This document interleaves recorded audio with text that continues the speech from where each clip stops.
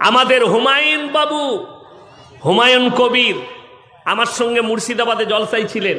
তিনি এলান করেছেন মুর্শিদাবাদে বাবরি মসজিদ তৈরি করব। আমি বলেছি আমিও টাকা দেবো ইনশাআল্লাহ। আর আমি আপনাদেরকে বলে যাচ্ছি, আল্লাহ যদি চাই পশ্চিম বাংলার প্রত্যেকটা জেলায় একটা করে আমরা বাবরি মসজিদ করবো। জোরে বলুন ইনশাআল্লাহ।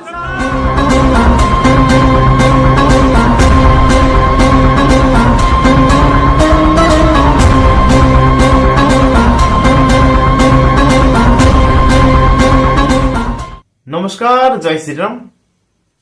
এই মৌলানা কি বললো, মুর্শিদাবাদে শুধু বাবরি মসজিদ হবে না, পশ্চিমবঙ্গের প্রত্যেকটা জেলায় একটা একটা করে বাবরি মসজিদ হবে।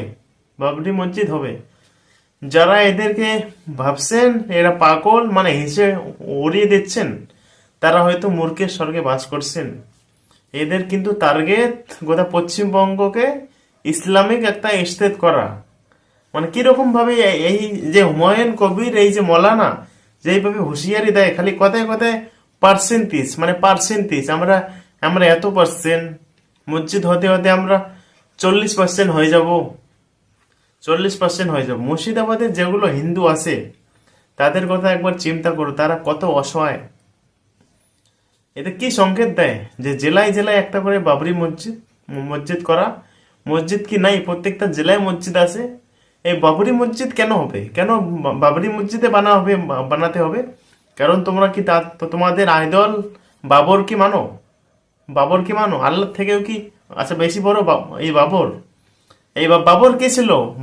বাবর একজন হিন্দু বিরোধী ছিল। বাবর একজন ডাকাত ছিল। এই ডাকাত বাবর কোনো ভালো লোক ছিল না। বাবর হলো একটা ডাকাত। আমাদের ভারতবর্ষকে লুটতে এসেছিল এই বাবর। লুটেছিল এই আমাদের ভারতবর্ষকে। আমাদের রাম মন্দির অযোধ্যা রাম মন্দির ভেঙে তার নামে মসজিদ করেছে এই বাবর। তার জন্য তো বাবরি মসজিদ ভাঙা হয়েছিল।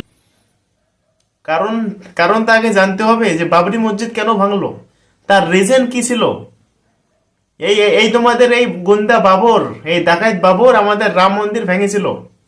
তার জন্য 1992 সালে রাম ভক্তরা এই বাবরের ধাসা একদম গড়িয়ে দিয়েছিল। সেখানে রাম মন্দির হলো 2024 সালের 22 জানুয়ারি।